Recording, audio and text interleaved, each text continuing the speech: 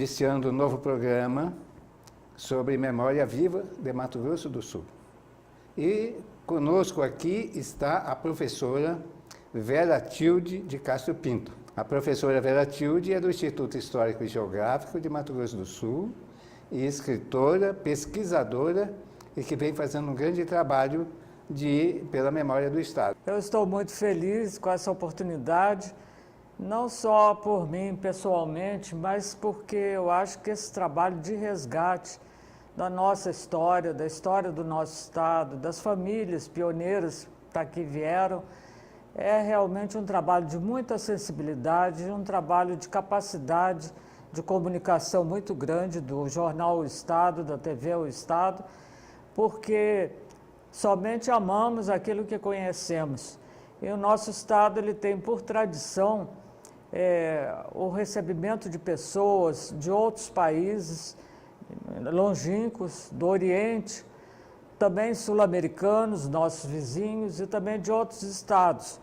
Então, somente nós podemos forjar uma cultura sul-mato-grossense na medida em que essa miscigenação se dá com conhecimento também daqueles que nos visitam ou que optam por vir viver aqui, conhecendo também as origens, as lutas, as dificuldades, as alegrias, as anedotas, enfim, as gírias, a maneira de ser do sul-mato-grossense legítimo, né? Daqueles que vieram primeiro e daqueles também sul-mato-grossenses por afeição, né? Como o nosso diretor aqui do Estado, que é uma pessoa que investe aqui bastante, e isso demonstra que no coração dele, o coração já está dividido, embora ele não tenha nascido aqui. Mas, professor, eu gostaria que a senhora lembrasse da sua família, dos seus antepassados, seus pais, seus avós, que de quase um século já que estão aqui no Estado, sempre trabalhando e construindo esse Estado. Isso aí é muito interessante, é algo que me enternece bastante. Muitas pessoas dizem assim, você devia escrever a história dos seus pais. Realmente é uma história muito bonita. E eu digo, se eu conseguisse escrever, porque é muita coisa, e na parte de pesquisa, eu teria que fazer uma pesquisa muito profunda, não só aqui, mas em Cuiabá também, porque meu pai foi o primeiro secretário de Educação, Cultura e Saúde do antigo Estado de Mato Grosso I, no governo do Dr. Fernando Corrêa da Costa. Então, tem muita coisa que eu desconheço, porque nessa época eu estudava no Rio de Janeiro, eu teria que fazer uma pesquisa. Mas o livro se chamaria Pantaneiros por Acaso. Por quê? Porque ambos, tanto meu pai como minha mãe, meu pai era médico, minha mãe professora, eles descendiam de famílias que não eram daqui, mas os meus avós, tanto paterno como materno, eram militares. Meu avô paterno, né, veio para cá, foi servir em Nioaque. Em Nioaque casou-se com uma gaúcha, da família Abbott, Iná Abbott, e depois fez toda uma vida útil aqui no sul do Mato Grosso. E o nome dele é?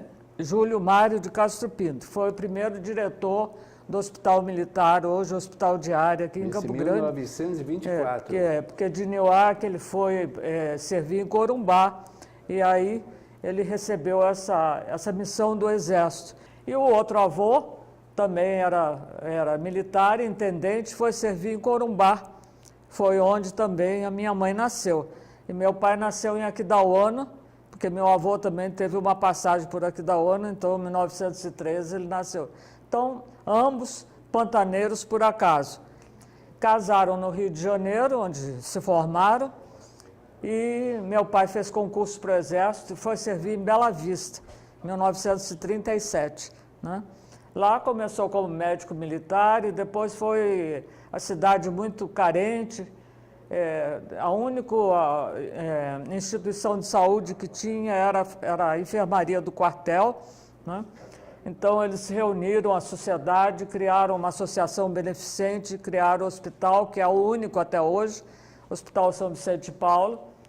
Ele foi o primeiro diretor, depois ele foi vereador em 2 legislaturas lá, depois foi deputado estadual também por 2 vezes, na segunda vez o mais votado no estado uno, no estado inteiro. Imagina fazendo campanha eleitoral naquela época de jipe, andando por aquelas estradas, porque não tinha aviação comercial ainda, né?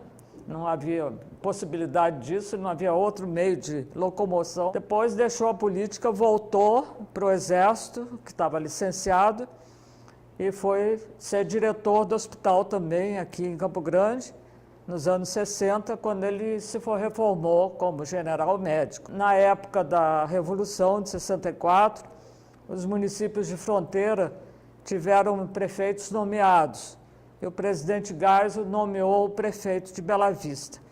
Nessa época, ele dotou Bela Vista de energia de Urupupungá, que antes era aquele motor a diesel, que à meia-noite a cidade ficava às escuras, né? Levou também o telefone DDD e DDI, que não tinha. Abriu algumas avenidas, inclusive uma avenida paralela à avenida principal, Barão do Ladário, que é uma continuação da rodovia. Ele fez uma outra avenida e deu o nome de uma ex-pracinha que durante a Guerra Mundial saiu de Bela Vista e foi servir na Itália, né? É a Avenida Teodoro Sativa, né? O seu Augustinho, que é nosso emérito no Instituto Histórico, conheceu muito o soldado Teodoro Sativa. Então, eu acho isso aí uma homenagem assim, de muita sensibilidade, porque era um homem simples, um homem humilde, de uma família provavelmente mista, pelo sobrenome a gente está vendo, né? Brasileiro com paraguaio, ali era muito comum, né? E que ficou eternizado no nome de uma grande avenida em Bela Vista, que era um lugar também que era um charco, né?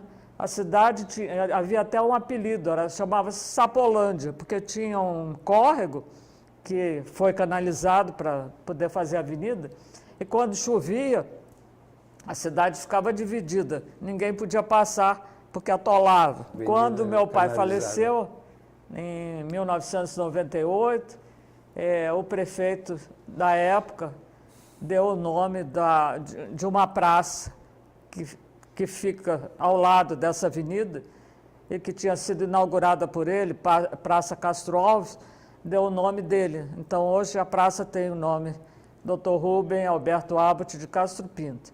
E há um fato histórico muito interessante, que quando ele assumiu a prefeitura, era o governo do Dr. Garcia Neto.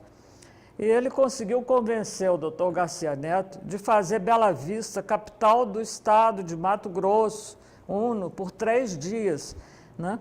Com todo o secretariado, com o jornal oficial saindo de Bela Vista, sendo emitido de Bela Vista. Eu não conheço um outro município que tenha sido capital itinerante do estado de Mato Grosso. Pode ser que eu me engane, que tenha outro. Quer dizer, é um registro histórico que o senhor está nos mas trazendo. É um registro histórico muito importante. Muito importante. Né? E demonstra o amor que ele teve pelas pessoas que também o amavam e amam até hoje. Na semana passada ele teria feito 105 anos, dia 25 de maio. Eu encontrei um rapaz na minha rua, ali na Barão do Rio Branco, que o filho está estudando na escola que tem o nome dele, em Caracol. E o moço ficou tão emocionado quando soube que eu era filha do patrono da escola, do filho, que me pediu licença para tirar uma foto minha, para colocar no Face, para mandar lá para Caracol, dizendo que tinha tido o privilégio de conhecer a filha do patrono da escola. Nesse depoimento muito pessoal, muito emocionado, nos transmite e registra para a TV O Estado. Nós agradecemos, neste momento, o seu depoimento, para nós voltarmos dentro de instantes com o segundo bloco com a professora Vera Tilde.